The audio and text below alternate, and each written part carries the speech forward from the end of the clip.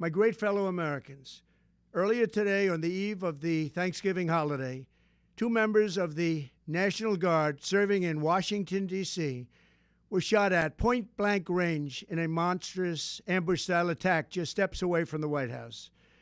They had been deputized as part of the most successful public safety and national security mission in the history of our nation's capital, the D.C. Safe and Beautiful Task Force, which has achieved an unprecedented reduction in violent crime and crimes of all type. This heinous assault was an act of evil, an act of hatred, and an act of terror. It was a crime against our entire nation. It was a crime against humanity. The hearts of all Americans tonight are with those two members of the West Virginia National Guard and their families. The love of our entire country is pouring out for them, and we are lifting them up in our prayers. As we are filled with anguish and grief for those who were shot, we're also filled with righteous anger and ferocious resolve. As President of the United States, I am determined to ensure that the animal who perpetrated this atrocity pays the steepest possible price. I can report tonight that, based on the best available information, the Department of Homeland Security is confident that the suspect in custody is a foreigner who entered our country from Afghanistan, a hellhole on earth. He was flown in by the Biden administration in September 2021 on those infamous flights that everybody was talking about.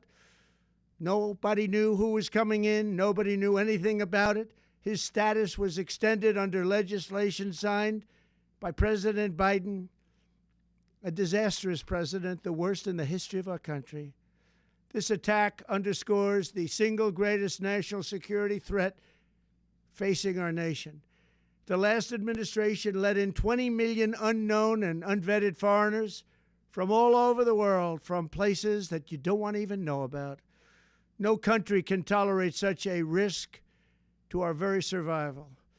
An example is Minnesota, where hundreds of thousands of Somalians are ripping off our country and ripping apart that once great state.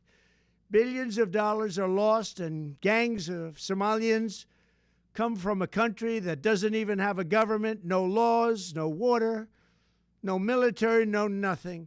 As their representatives in our country preach to us about our Constitution and how our country is no good.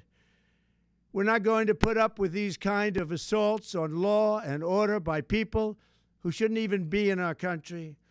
We must now re-examine every single alien who has entered our country from Afghanistan under Biden, and we must take all necessary measures to ensure the removal of any alien from any country who does not belong here or add benefit to our country. If they can't love our country, we don't want them. America will never bend and never yield in the face of terror.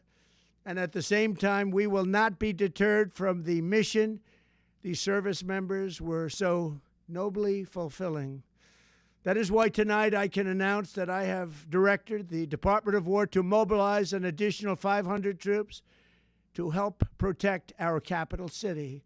We will make America totally safe again, and we will bring the perpetrator of this barbaric attack to swift and certain justice if the bullets going in the opposite direction haven't already done that. During this time of the year, when we gather at home with loved ones, these two patriots were wearing the uniform of our country, patrolling the streets of our capital. They had taken a selfless oath to defend our nation against all enemies, foreign and domestic, and that is exactly what they were doing when they were gunned down in a savage attack. I want to express my extraordinary gratitude to every member of the United States military who is deployed tonight, at home and abroad. I also want to thank the Secret Service and the D.C. Metropolitan Police Department for their work today. This Thanksgiving, I ask every family to say a prayer for the two great heroes who were so horribly shot, and for their loved ones. Please say a prayer. May God bless them and comfort them, and may God bless and protect the United States of America. Thank you and good night.